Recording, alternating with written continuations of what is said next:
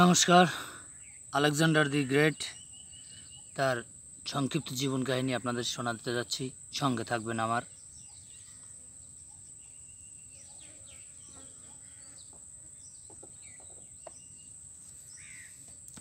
খ্রিস্টপূর্ব 400 বছর আগের কথা। গ্রিস দেশ তখন অসংখ্য ছোট ছোট রাষ্ট্র বিভক্ত ছিল। এমন একটি রাষ্ট্রের অধিপতি ছিলেন ফিলিপ ছিলেন বীর সাহসী, রণকুশীল।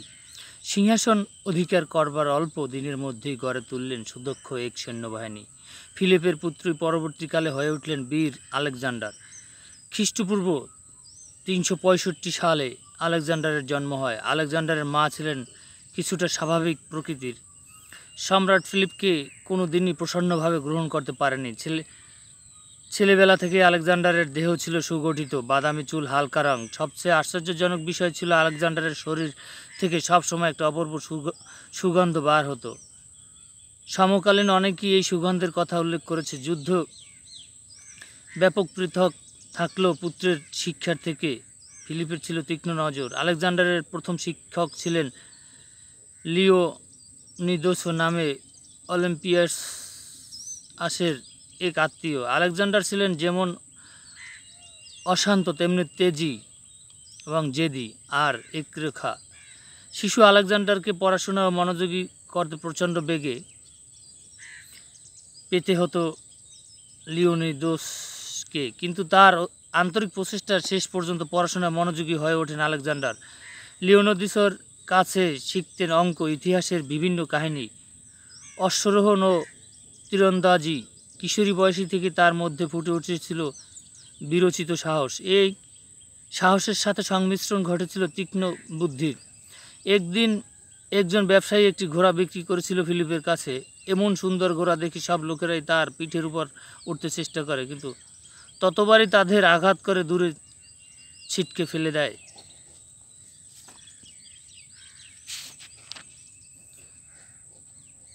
কেউ ঘোড়ার পিঠে উঠতে সাহস পেল না। কাছে দাঁড়িয়েছিলেন ফিলিপ আর আলেকজান্ডার। তিনি এই লক্ষ্য করেছিলেন নিজের ছায়া দেখে ভয় পাচ্ছে ঘোড়াটি, তাই ঘোড়ার পাশে গিয়ে আস্তে আস্তে তার মুখটা সূর্যের দিকে ঘুরিয়ে দিল। তারপর ঘোড়াটি আদর করতে করতে এক লাফে পিঠের উপর উঠে পড়ল। উপস্থিতি সকলেই আতঙ্কগ্রস্ত হয়ে পড়লেন। যদি ওই ঘোড়া আলেকজান্ডারের আহত করে, কিন্তু অল্পক্ষণের মধ্যেই ঘোড়া ছুটিয়ে ফিরে এলেন আলেকজান্ডার। ঘোড়া থেকে নেমে ফিলিপের সামনে আসতেই পুত্রকে বুকে জড়িয়ে ধরল ফিলিপ। বললেন, তোমাকে এইভাবে নতুন রাজ্য জয় করতে হবে। তোমার তুলনায় ম্যাসিডন খুবই ছোট। ফিলিপ অনুভব করতে পারলেন তার ছেলে অসাধারণ প্রতিভার অধিকারী।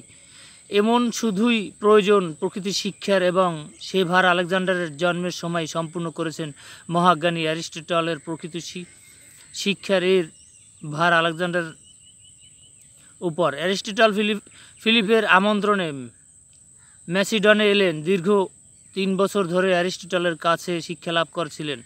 আলেকজান্ডার পরবর্তীকালে অনেক ঐতিহাসিক অভিমত নিজের বিশ্বজয়ী হিসেবে গড়ে তোলার শিক্ষা আলেকজান্ডার পেয়েছিলেন। অ্যারিস্টটলের কাছে আমৃত্যু গুরুকে গভীর সম্মান করতেন আলেকজান্ডার। তার গবেষণার সমস্ত দায়িত্ব নিজেই গ্রহণ করেছিলেন। নিজের গুরুর প্রতি সম্মান জানাতে গিয়ে আলেকজান্ডার বলেন, এই জীবন পেয়েছি পিতার কাছে, কিন্তু সেই জীবন কি করে আর সুন্দর করে তোলা যায় সেই শিক্ষা পেয়েছি গুরুর কাছে। আলেকজান্ডারের বয়স যখন 16, ফিলিপ বাইজান্টাইন অভিযানে বার হলেন। পুত্রের উপর রাজ্যের সমস্ত ভার অর্পণ করলেন। ফিলিপের অনুপস্থিতিতে কিছু অধীনস্থ অঞ্চলের নেতারা বিদ্রোহী ঘোষণা করলেন। কিশোর আলেকজান্ডার নিশ্চয়ই হয়ে বসে রইল না। বীরদর্পে সৈন্যবাহিনী নিয়ে ঝাঁপিয়ে পড়ে শুধু বিদ্রোহী পরাজিত করলেন না, তাদের বন্দি করে নিয়ে এলেন ম্যাসিডনে। এই যুদ্ধজয়ে অনুপ্রাণিত আলেকজান্ডারের সৈন্যবাহিনী নিয়ে এগিয়ে চললেন। প্রথম যে দেশ জয় করলেন, নিজের নামই সেই দেশের নাম রাখলেন আলেকজান্ডা পোলিস। পিতা পুত্রের মধ্যকার সম্পর্কে ক্রমশই খারাপ হতে থাকে। এর পিছনে মায়ের প্ররোচনা ছিল যথেষ্ট। আলেকজান্ডারের যখন 20 বছর বয়স, ফিলিপ আতাতীয় হাতে নিহত হলেন। এর পিছনে রানী অলিম্পিয়াসের হাত ছিল। ফিলিপ নিহত হতেই সিংহাসন অধিকার করলেন আলেকজান্ডার। প্রথম হত্যা করা হলো নতুন রানী কন্যাকে। নতুন রানীকে আত্মহত্যা করতে বাধ্য করলেন রানী অলিম্পিয়াস, যাতে ভবিষ্যতে কেউ তার পথে প্রতিবন্ধকতা সৃষ্টি না করতে পারে। এই সময় ম্যাসিডনের চতুর্দিক শত্রু রাষ্ট্র ফিলিপের হত্যার সুযোগ নিয়ে বিভিন্ন অধীনস্থ রাষ্ট্র স্বাধীনতা ঘোষণা করল। ম্যাসিডনের নেতৃত্ব স্থানীয় সকলেই আলেকজান্ডারের পরামর্শ দিল প্রতিবেশী রাষ্ট্রের সঙ্গে মিত্র সম্পর্ক স্থাপন করতে, কিন্তু এই পরামর্শ প্রত্যাখ্যান করলেন আলেকজান্ডার। সুসংহত সামরিক শক্তি নিয়ে ঝাঁপিয়ে পড়লেন শত্রুদের উপর। প্রথমে আক্রমণ করলেন থেবেস, তাদের সমস্ত বাধা বিচূর্ণ করে শহর দখল করলেন, যাতে তারা শক্তি সম্বন্ধে সমস্ত গ্রিসের মানুষ সচেতন হয়ে ওঠে। তাই শুধু নগর ধ্বংস করে নিবৃত্ত হলেন না, 6,000 লোককে হত্যা করলো এবং 30,000 লোককে দাস হিসেবে বিক্রি করা হলো। এবার থেবেস থেকে আলেকজান্ডার এগিয়ে চললেন দক্ষিণের দিকে। প্রথমে কিছু রাষ্ট্র বাধা দিল, একে একে সমস্ত দেশের তার অধীনতা স্বীকার করে তাকে নেতা হিসেবে মেনে নিলেন। অবশেষে তিনি এলেন কর্নিথে।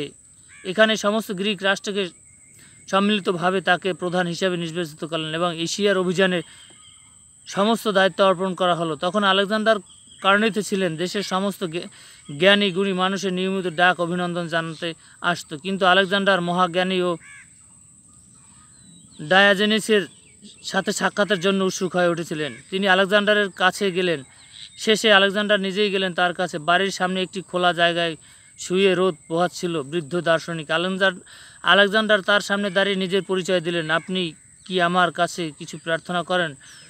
ডায়াজেনিস শান্তস্বরে বললেন, আপনি আমার আর সূর্যের মাঝে আড়াল করে দাঁড়াবেন না এবং কিছু প্রার্থনা করি না। আলেকজান্ডার জানতে উপযুক্ত প্রস্তুত ছাড়াই কোনো যুদ্ধ জয় অসম্ভব।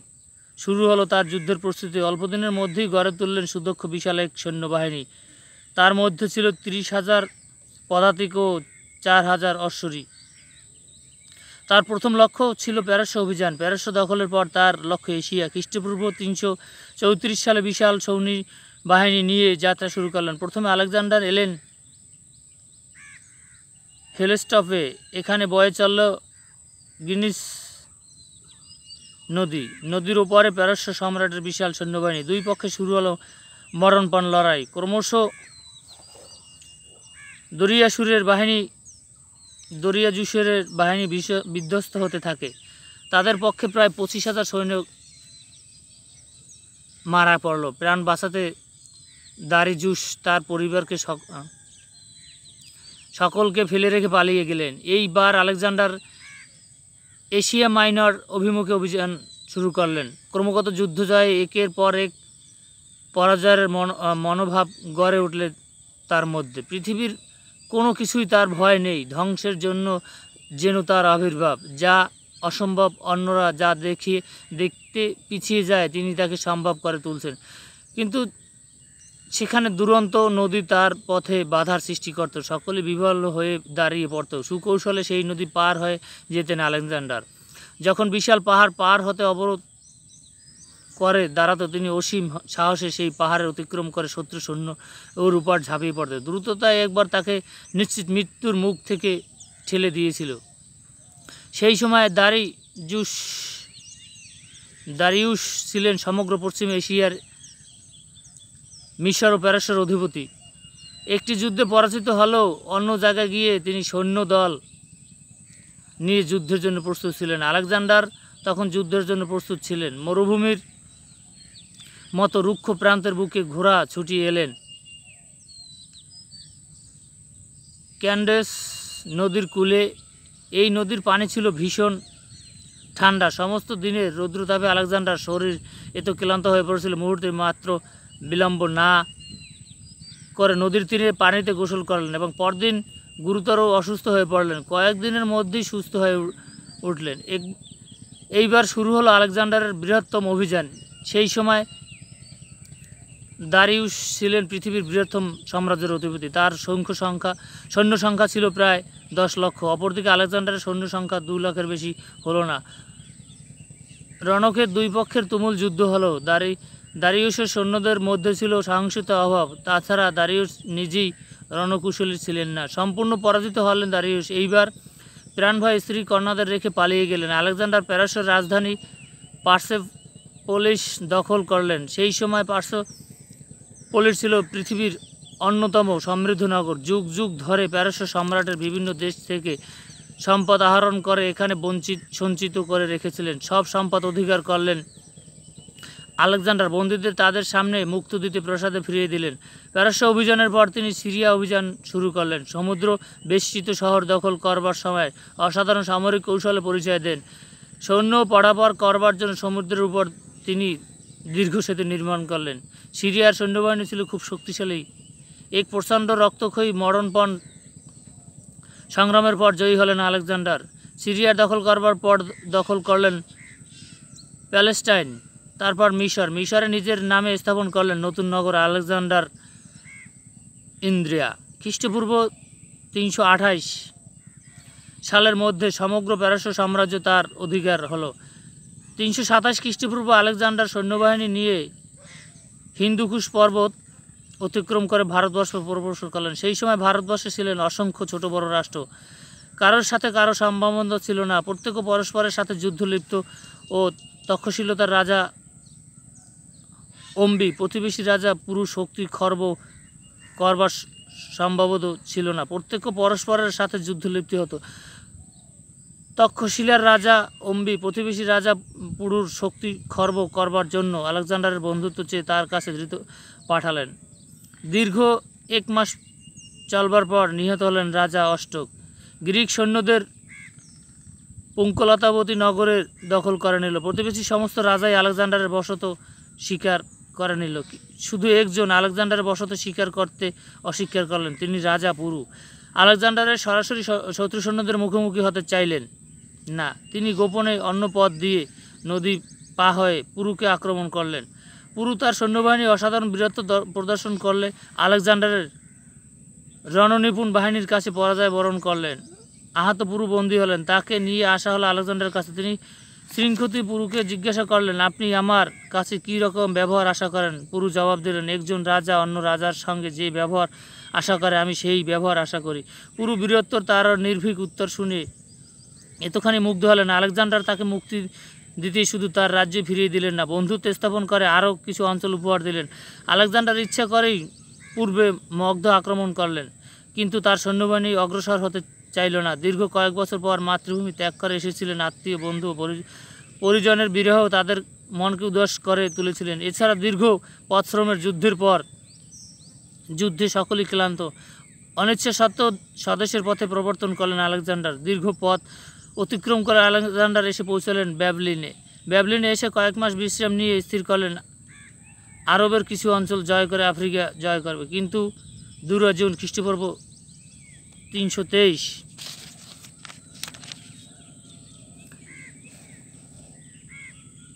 গুরুতর অসুস্থ হয়ে পড়লেন আলেকজান্ডার। 11 দিন পর মারা গেলেন আলেকজান্ডার। তখন দিন শেষ হয়ে সন্ধ্যা নেমেছিল। আলেকজান্ডার মাত্র 33 বছর বয়সী ছিলেন। তিনি চেয়েছিলেন সমগ্র পৃথিবীর ব্যাপী রাজত্ব প্রতিষ্ঠাতা করতে এবং সেই বিশ্বব্যাপী সাম্রাজ্যের অধীশ্বর হতে। তার মনের অতিমানবীয় এই ইচ্ছাকে পূর্ণ করবার জন্য তিনি তার স্বল্পকালীন জীবনের অর্ধেক প্রায় অতিবাহিত করেছেন যুদ্ধের ক্ষেত্রে। তার বীরত্ব ও সাহসিকতার জন্য ঐতিহাসিকরা তাকে পৃথিবীর অন্যতম শ্রেষ্ঠ নৃপতির আসনে বসিয়েছিলেন। তাকে আলেকজান্ডার দি গ্রেট এই নামে অভিহিত করা হয়েছে। নিরপেক্ষ বিচারে কি আলেকজান্ডারকে শ্রেষ্ঠ মহৎ ও নৃপতি হিসেবে ব্যাখ্যা দেওয়া যায়? এই প্রশ্ন ও প্রসঙ্গে একজন বিখ্যাত জীবনীকার লিখেছেন, অনেকেই তাকে মানব জীবনে যা কিছু শ্রেষ্ঠ গুণ মহত্ব বীরত্বের এক প্রভৃত্ব বলে বর্ণনা করেছে। তিনি নগর স্থাপন করেছে, অসভ্য জাতিকে সভ্য করেছে, পথঘাট নির্মাণ করেছে, দেশে দেশে সুসম্পর্ক গড়ে তুলেছে। কিন্তু প্রকৃতপক্ষে আলেকজান্ডার সভ্যতা ও সংস্কৃতি সম্বন্ধে উৎসাহিত ছিলেন না। নিজের খ্যাতি গৌরব ও প্রভুত্ব ছাড়া কোনো বিষয়ে তার কোনো আগ্রহ ছিল না। এক পৈশাসিক উদ্দানতার তিনি শুধু চেয়েছিলেন পৃথিবীকে পদানত করতে। তিনি যা কিছু করেছিলেন সব কিছু শুধুমাত্র নিজের গৌরবের জন্য, মানব কল্যাণের জন্য নয়। তিনি যে কটি নগর স্থাপন করেছিলেন তার চেয়ে বেশি নগর গ্রাম জনপদ ধ্বংস করেছিলেন। হাজার হাজার মানুষকে শুধুমাত্র নিজের ইচ্ছায় চরিতার্থতার জন্য হত্যা করেছিলেন। সুপ্রাচীন মহান গ্রিক সভ্যতার একটি মাত্র বাণীকেই তিনি ছড়িয়ে দিয়েছিলেন দেশে দেশে। সে বাণী ধ্বংসের আর মৃত্যুর। শিক্ষা সংস্কৃতির প্রচারের ব্যাপারে তার সামান্যতম আগ্রহ ছিল না। তার তৈরি করা পথে পরবর্তীকালে ব্যবসা বাণিজ্যিক ও প্রসার ঘটেছিল বলে অন্যকে তার দূরদর্শিতার প্রশংসা করেন। কিন্তু এই পথ তিনি ব্যবসা বাণিজ্যের প্রসার ঘটেছিলেন বলে অন্যকে দূরদর্শিতার প্রশংসা করেন, কিন্তু এই পথ তিনি ব্যবসা বাণিজ্যের তৈরি করেছিলেন। সভ্যতাকে ধ্বংসের কাজ ত্বরান্বিত করতে। প্রকৃতপক্ষে তার নাম চিরদিন ইতিহাসে পাতায় লেখা থাকবে, সভ্যতার অগ্রদূত হিসাবে নয়, ধ্বংস ও ঝঞ্ঝাট, হত্যা, মৃত্যুর পথ প্রদর্শক হিসেবে। নমস্কার। আলেকজান্ডার দি গ্রেট, তার সম্পূর্ণ জীবন কাহিনী সংক্ষিপ্ত আপনারা দেখবেন। ভালো থাকবেন। ধন্যবাদ সকলকে।